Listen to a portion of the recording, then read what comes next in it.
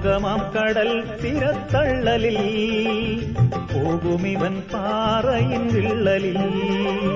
ജീവിത സ്നേഹിതൻ പാരിലാർ വീണ്ടെടുത്തോനെന്നെ തൻ ചോരയാൽ.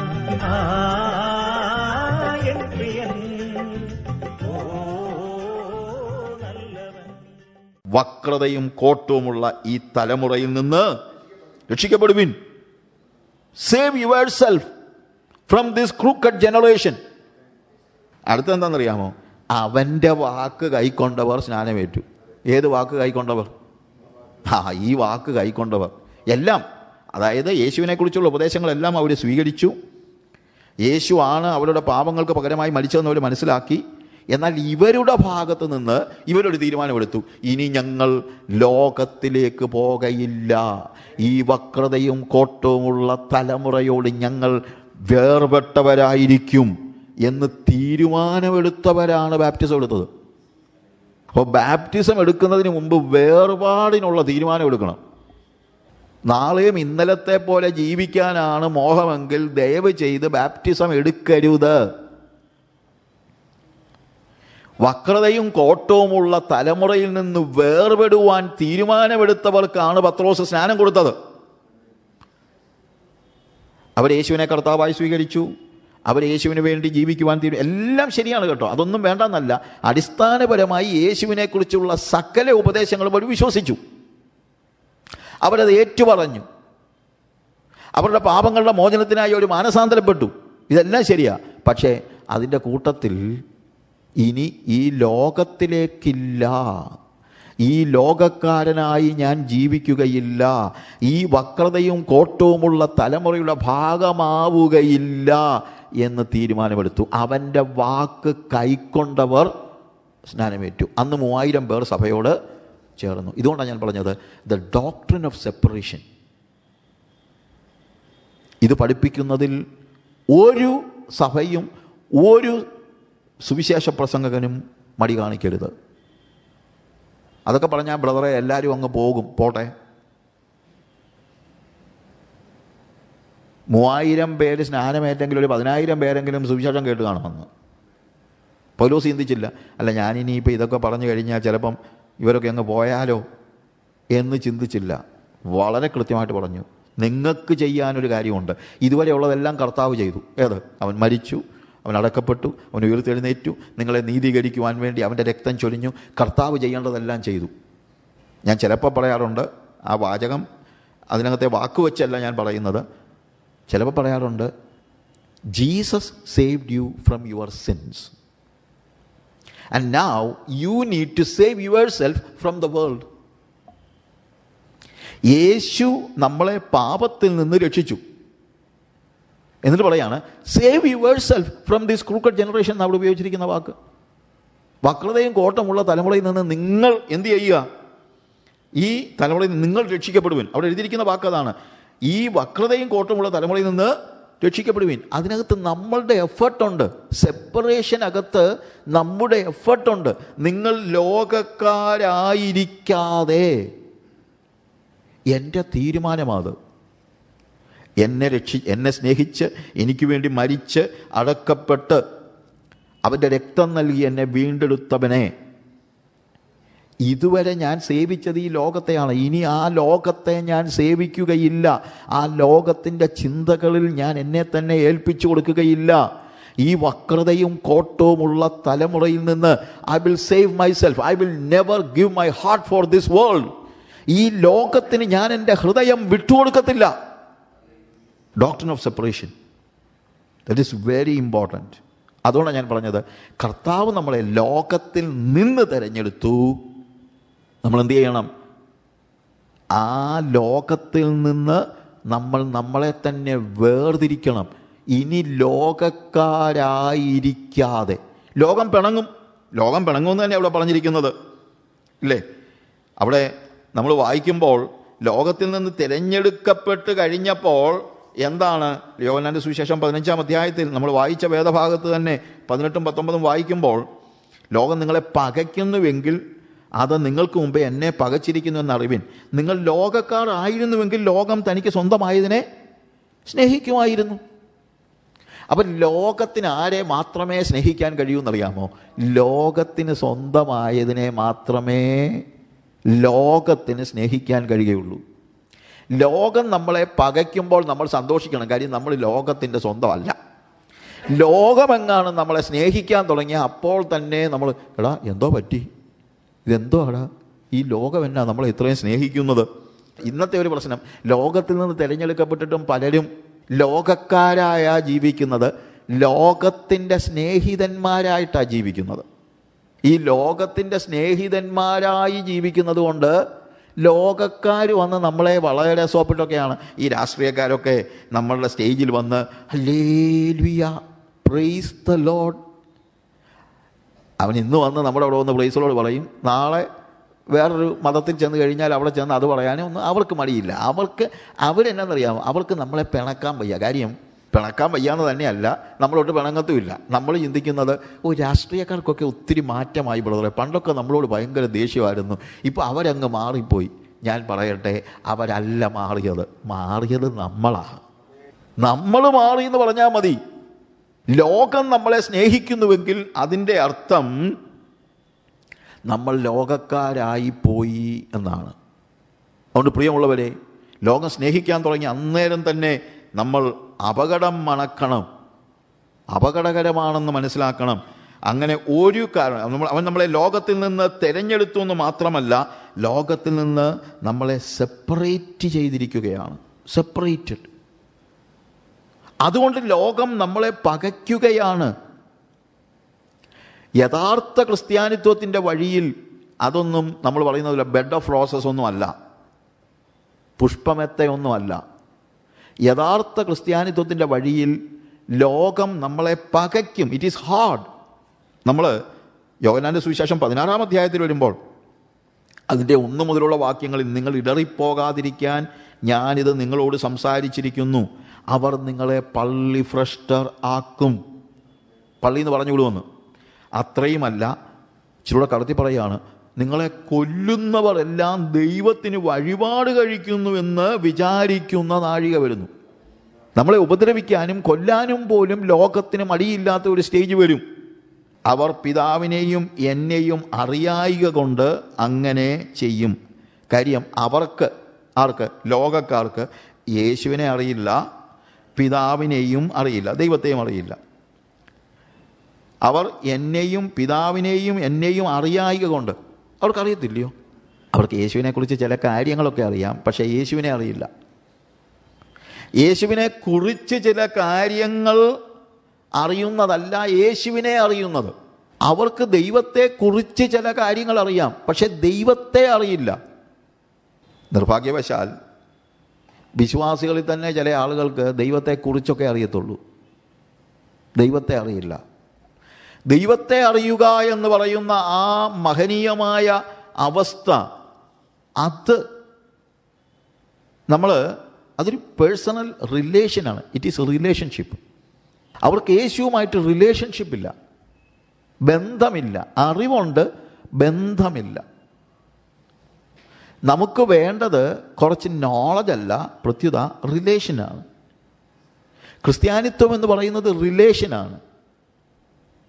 അവർക്കെന്താ യേശുവിനെ കുറിച്ച് അറിയാമോ? നമ്മുടെ ചുറ്റുപാടുള്ള ആളുകൾക്കൊക്കെ എന്താ യേശുവിനെ കുറിച്ച് അറിയത്തില്ലേ? എന്തെല്ലാം കാര്യങ്ങൾ അവർക്കറിയാം, ഇല്ലേ?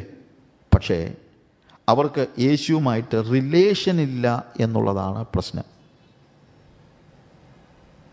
നമുക്കുള്ളത് റിലേഷനാണ്. ഒരുപക്ഷെ നമ്മൾ ജോസിഫസിൻ്റെ പുസ്തകങ്ങളൊന്നും വായിച്ച് കാണത്തില്ലായിരിക്കും, കുഴപ്പമില്ല. അങ്ങനെ വലിയ തിയോളജിക്കൽ നോളജൊന്നും നമുക്കില്ലായിരിക്കും, കുഴപ്പമില്ല. റിലേഷൻ ഉണ്ടോ എന്നുള്ളതാണ് ചോദ്യം. ബന്ധമുണ്ടോ? എൻ്റെ ഒരു സുഹൃത്ത് തിയോളജി, അവന് MD ചെയ്യുന്ന സമയത്ത് മിസ്റ്റിസിസമൊക്കെയാണ് അവൻ്റെ യൗകിക അനുഭവം, ദൈവവുമായിട്ടുള്ള യൗകിക അനുഭവം. അതിനെക്കുറിച്ചാണ് തിയോളജി. ഞാൻ അന്ന് നമ്മൾ പറഞ്ഞൊരു കാര്യമുണ്ട്, മോനെ നിൻ്റെയൊക്കെ പ്രശ്നം എന്ന് ചോദിച്ചു കഴിഞ്ഞാൽ നീ മിസ്റ്റിസിസത്തെ തിയോളജൈസ് ചെയ്യുക. എന്നാൽ നമ്മുടെ സഭയിലെയൊക്കെ അമ്മച്ചിമാരുണ്ടല്ലോ, അവരിതൊക്കെ അനുഭവിക്കുക. യേശുവുമായിട്ടുള്ള റിലേഷൻ അതവർ അനുഭവിക്കുകയാണ്. അതിൻ്റെ തിയോളജി കണ്ടുപിടിക്കുന്നതല്ല പ്രധാനം, പ്രത്യുത അത് അനുഭവിക്കാൻ കഴിയണം. നോളജ് അത് എന്താണ്, എക്സ്പീരിയൻസ് ചെയ്യണം. യേശുവിനെ നമ്മൾ എക്സ്പീരിയൻസ് ചെയ്യണം. നമ്മൾ പറഞ്ഞുകൊണ്ടിരുന്ന ഇൻകാർണേഷനെ കുറിച്ച് ചുരുക്കം ചില കാര്യങ്ങളും കൂടെ പറയട്ടെ. അത് കഴിഞ്ഞിട്ട് നമുക്ക് ഇതിലേക്ക് തന്നെ വരാം. എന്താണ് ഇൻകാർണേഷൻ എന്ന് ഞാൻ പറഞ്ഞു. ഭൂമിയിലിരുന്ന മനുഷ്യനായ എന്നെ സ്വർഗത്തിലേക്ക് കൊണ്ടുപോകുവാൻ സ്വർഗത്തിലിരുന്ന ദൈവമായ യേശു ഭൂമിയിലേക്ക് വരുന്ന പ്രോസസ്സിനെയാണ് നമ്മൾ ജഡാവതരണം, ഇൻകാർണേഷൻ എന്ന് പറയുന്നത്. ഇൻകാർണേഷൻ എന്ന് പറയുന്ന ആ ഒരു സിംഗിൾ വാക്ക് നമ്മൾ വേദപുസ്തകത്തിൽ ആ രീതിയിൽ കാണുന്നില്ല, ഇൻകാർണേഷൻ. എന്നാൽ ലാറ്റിനിലുണ്ടായ, അതൊന്നും പഠിച്ചില്ലെങ്കിലും പ്രശ്നമൊന്നുമില്ല, 2 വാക്കുകൾ, ഇൻകാറോ എന്ന് പറയുന്ന അഥവാ ക്ലോത്ത് ഇൻ ഫ്ലഷ്, അതായത് ജഡം ധരിച്ചു എന്ന് പറയുന്ന ഒരു കാര്യത്തെയാണ് ആ വാക്ക് ദ്യോതിപ്പിക്കുന്നത്. അതായത് ദൈവത്തിൻ്റെ നിത്യപുത്രൻ ശരീരം ധരിച്ച പ്രവൃത്തിയാണ് ഇൻകാർണേഷൻ. ദൈവത്തോടൊപ്പം ഉണ്ടായിരുന്ന, ദൈവമായിരുന്ന ദൈവപുത്രൻ എന്തു ചെയ്തു? ശരീരം ധരിച്ച് ഭൂമിയിലേക്ക് വന്നു. ഇത് മനസ്സിലാക്കാൻ ഭയങ്കര ബുദ്ധിമുട്ടാണ്. അതിനാന്ന് ചോദിച്ചു കഴിഞ്ഞാൽ, കമ്പയർ ചെയ്യാൻ ഇതൊരു യുണീക്ക് എക്സ്പീരിയൻസാണ്. അതായത് അനന്യമായ, ഇതുപോലെ അതിനകത്ത് നമ്മൾ കാണുന്നത് പോലെ എന്നൊന്നും പറയാൻ വേറെ ഒന്നും ഒരിടത്തും ഇത് നടന്നിട്ടില്ല. ഈ ജഡാവതരണം എന്ന് പറയുന്ന ഈ പ്രോസസ്സ് ആകെ നടന്നത് യേശുവിൻ്റെ കാര്യത്തിലാണ്. 1 തീമോത്തിയോസിൻ്റെ ലേഖനത്തിൽ പൗലോസ് പറയുന്ന ഒരു വാക്ക്, അതിൻ്റെ 3-ാമത്തെ അധ്യായം അതിൻ്റെ 16-ാമത്തെ വാക്യത്തിൽ, അവൻ ജഡത്തിൽ വെളിപ്പെട്ടു, ആത്മാവിൽ നീതീകരിക്കപ്പെട്ടു, ദൂതന്മാർക്ക് പ്രത്യക്ഷനായി, ജാതികളുടെ ഇടയിൽ പ്രസംഗിക്കപ്പെട്ടു, ലോകത്തിൽ വിശ്വസിക്കപ്പെട്ടു, തേജസ്സിൽ എടുക്കപ്പെട്ടു എന്നിങ്ങനെ ദൈവഭക്തിയുടെ മർമ്മം. ഈ മർമ്മം എന്ന് പറഞ്ഞാൽ തന്നെ എന്നാണെന്നറിയാമോ? മിസ്റ്ററിയാണ്. അത് യുക്തിക്ക് മനസ്സിലാകുന്ന കാര്യമല്ല. പിന്നെങ്ങനെ മർമ്മം മനസ്സിലാകുന്നത്? മർമ്മം എന്താണെങ്കിലും നമ്മൾ ഇന്നത്തെ ഒരു പ്രശ്നം എന്തറിയാമോ? ദൈവിക മർമ്മങ്ങളെ നമ്മളങ്ങ് യുക്തിക്ക് അനുസരിച്ച് മനസ്സിലാക്കാനും വാദിക്കാനും തർക്കിക്കാനും ഒക്കെയാണ് നമ്മൾ പോകുന്നത്. അങ്ങനെ വാദിച്ചും തർക്കിച്ചും മനസ്സിലാക്കാൻ കഴിയുന്ന കാര്യമല്ല യേശു ക്രിസ്തുവിൻ്റെ ജഡാവതരണം. അവൻ ജഡത്തിൽ വെളിപ്പെട്ടു എന്ന് പറയുന്നത് നമുക്ക് വേദപുസ്തകത്തിൽ നിന്ന് ലഭിക്കുന്ന വെളിപ്പാടാണ്. യുക്തിയിലൂടെ നമ്മൾ അറിയുന്ന കാര്യമല്ല, നോളജ് അല്ല ഇതിൻ്റെ പിന്നിൽ പ്രവർത്തിക്കുന്നത്, റെവലേഷനാണ്, വെളിപ്പാടാണ്. ദൈവത്തിൻ്റെ കാര്യങ്ങൾ എന്തോ പറഞ്ഞാലും നമ്മൾ മനുഷ്യരെങ്ങനെ അത് അനലൈസ് ചെയ്യും? നമ്മൾ മനുഷ്യരല്ലേ, നമ്മുടെ കഴിവ് എത്രത്തോളം ഉണ്ട്? ഒന്നുമില്ല. നമ്മളുടെ ചുറ്റും കറങ്ങി നടക്കുന്ന ഒരു കൊതുക് നമ്മളെ അനലൈസ് ചെയ്യാൻ നോക്കിയാൽ എങ്ങനെ ഇരിക്കും? വല്ലതും നടക്കുമോ? ഇല്ല. നമ്മൾക്ക് കൊതുകിനെ അനലൈസ് ചെയ്യാൻ പറ്റുമായിരിക്കും, പക്ഷേ കൊതുകിന് നമ്മളെ അനലൈസ് ചെയ്യാൻ പറ്റത്തില്ല. വെറും ഉദാഹരണം പറയുകയാണ് കേട്ടോ, ഇത് തിയോളജി ഉണ്ടാക്കാനൊന്നും അല്ല. എന്നതുപോലെ ദൈവത്തിൻ്റെ ആ ദൈവികതയിലെ കാര്യങ്ങളൊക്കെ അനാലിസിസിലൂടെ യുക്തിപരമായി മനസ്സിലാക്കാനുള്ള കപ്പാസിറ്റി ഒന്നും ഒരു മനുഷ്യനുമില്ല. അത് നമ്മൾ മനസ്സിലാക്കണം. അതുകൊണ്ട് എന്താണ്, അങ്ങനെയുള്ള ദൈവികമായ കാര്യങ്ങളൊക്കെ നമ്മൾ കണ്ടെത്തുകയല്ല, ദൈവം വെളിപ്പെടുത്തുകയാണ്. അതുകൊണ്ടാണ് ദൈവിക സത്യങ്ങൾ മനസ്സിലാക്കാൻ ആകെ കഴിയുന്നത് വെളിപ്പാടിലൂടെയാണ് എന്ന് പറയുന്നത്. It is through revelation. നമ്മൾ മത്തായിയുടെ സുവിശേഷം അതിൻ്റെ 11-ാം അധ്യായത്തിൽ കർത്താവ് തന്നെ പറയുന്ന ഒരു കാര്യമുണ്ട്. 25-ാമത്തെ വാക്യത്തിൽ അവിടെ കർത്താവ് പറയാണ്, ആ സമയത്ത് തന്നെ യേശു പറഞ്ഞത്, പിതാവേ, സ്വർഗത്തിനും ഭൂമിക്കും കർത്താവായുള്ളോവേ, നീ ഇത് ജ്ഞാനികൾക്കും വിവേകികൾക്കും മറച്ച് ശിശുക്കൾക്ക് വെളിപ്പെടുത്തിയത് കൊണ്ട് ഞാൻ നിന്നെ വാഴ്ത്തുന്നു. എന്താ അർത്ഥം? ഇത് വെളിപ്പാടിലൂടെ മാത്രമേ നമുക്കറിയാൻ പറ്റുള്ളൂ. ജ്ഞാനികൾക്കും വിവേകികൾക്കും മറച്ച്. എത്ര ജ്ഞാനിയായ ഒരു വ്യക്തിക്കും യേശു ക്രിസ്തുവിൻ്റെ ഇൻകാർണേഷൻ അനലൈസ് ചെയ്യാൻ കഴിയത്തില്ല. കാര്യം, അനാലിസിസിന് നമുക്കൊരു പാരലൽ ഒരു കാര്യം ഉണ്ടെങ്കിലല്ല കമ്പയർ ചെയ്യാൻ പറ്റുള്ളൂ. ഇവിടെ കമ്പാരിസൺ ഒന്നും പറ്റില്ല. ഇതാകെ പറ്റുന്ന എന്താണെന്നറിയാമോ? വെളിപ്പെടുത്തുക. വേദപുസ്തകത്തിൽ ദൈവിക സത്യങ്ങളെല്ലാം വെളിപ്പാടാണ്, അല്ലാതെ നോളജ് അല്ല. നോളജ് കണ്ടെത്തുകയാണ്. ഇപ്പം പത്രോസിനോട് കർത്താവ് പറഞ്ഞൊരു കാര്യം, കർത്താവ് ചോദിച്ചു, എന്നെ ആൾക്കാരൊക്കെ എങ്ങനെ പറയുന്നു? അവർ പറഞ്ഞു, ആൾക്കാർ ഇങ്ങനെയൊക്കെയാണ് പറയുന്നത്. നിങ്ങൾ എന്നെക്കുറിച്ച് ആരെന്ന് പറയുന്നു? പത്രോസ് പറഞ്ഞു, നീ ജീവനുള്ള ദൈവത്തിൻ്റെ പുത്രനായ ക്രിസ്തു. ഉടനെ കർത്താവ് എന്താ പറഞ്ഞത്? ഓ, എന്തായാലും നീ ബുദ്ധിമാനാ കേട്ടോ. നീ ഒറ്റയടിക്ക് പറഞ്ഞു കളഞ്ഞല്ല മക്കളെ, ഞാൻ ദൈവത്തിൻ്റെ പുത്രനായ ക്രിസ്തു ആണെന്ന് എന്നാണ് പറഞ്ഞത്. അല്ല, ശിമോനോട് കർത്താവ് പറയണം, ശിമോനെ, ജഡരക്തങ്ങളല്ല നിനക്കിത് മനസ്സിലാക്കി തന്നത്. എന്ന് വെച്ച് കഴിഞ്ഞാൽ നിൻ്റെ ബുദ്ധി കൊണ്ട് നീ കണ്ടെത്തിയ ഒരു കാര്യമല്ല ഇത്. ബുദ്ധി കൊണ്ട് നിനക്കെന്നല്ല ലോകത്തിലെ ഒരു മനുഷ്യനും ഇത് കണ്ടെത്താൻ കഴിയത്തില്ല. പിന്നെ സ്വർഗസ്ഥനായ എൻ്റെ പിതാവ് ആണ് നിനക്കിത് വെളിപ്പെടുത്തിയത്. അതുകൊണ്ട് ദൈവിക സത്യങ്ങൾ നമ്മൾ മനസ്സിലാക്കുന്നത് വെളിപ്പാടിലൂടെയാണ്, അല്ലാതെ നോളജിലൂടെ അല്ല. ഇത് അടിസ്ഥാനപരമായി നമ്മൾ മനസ്സിലാക്കണം. അപ്പോൾ യേശു കർത്താവ്, ഈ ദൈവത്തോട് കൂടെ ഉണ്ടായിരുന്ന ദൈവമായ യേശു ഭൂമിയിലേക്ക് ശരീരം ധരിച്ചു വന്ന, അതാണ് ഇൻകാർണേഷൻ. ആ പ്രോസസ്സ് നമുക്ക് ബുദ്ധിപരമായി മനസ്സിലാക്കാൻ കഴിയുന്ന ഒരു കാര്യമല്ല. അത് ദൈവം മനുഷ്യനാകുന്നതിന് ദൈവം തിരഞ്ഞെടുത്ത മാർഗമാണ്. Incarnation of the son of God is the fact of God becoming man. ദൈവം മനുഷ്യനാകുന്ന ആ ഒരു കാര്യം, അതിന് ദൈവം തിരഞ്ഞെടുത്ത മാർഗമാണ് ശരിക്കും പറഞ്ഞു കഴിഞ്ഞാൽ ഇൻകാർണേഷൻ. എന്നാൽ അതിൻ്റെ മെത്തേഡ് എന്ന് പറയുന്നത് ശരിക്കും ഒരു കന്യകയുടെ ഉദരത്തിൽ ജനിക്കുക എന്നുള്ളതാണ്.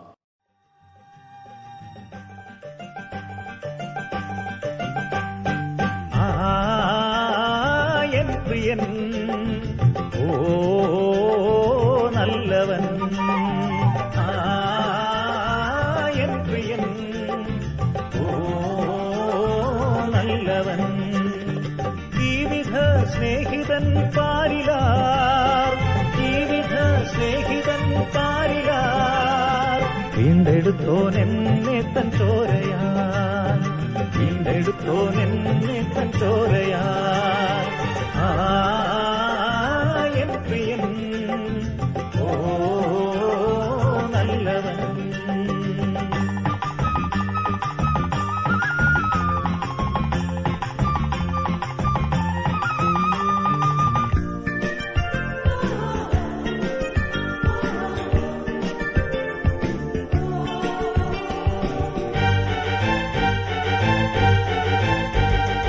ലോകമാം കടൽ തിരത്തള്ളലിൽ പോകുമിവൻ പാറയിൻ വിള്ളലിൽ, ലോകമാം കടൽ തിരത്തള്ളലിൽ പോകുമിവൻ പാറയിൻ വിള്ളലിൽ, ജീവിത സ്നേഹിതൻ പാരിലാർ, ജീവിത സ്നേഹിതൻ പാരിലാർ, വീണ്ടെടുത്തോൻ എന്നെ തൻ ചോരയാൽ, വീണ്ടെടുത്തോൻ എന്നെ തൻ ചോരയാൽ, എൻ പ്രിയൻ ഓ നല്ലവൻ.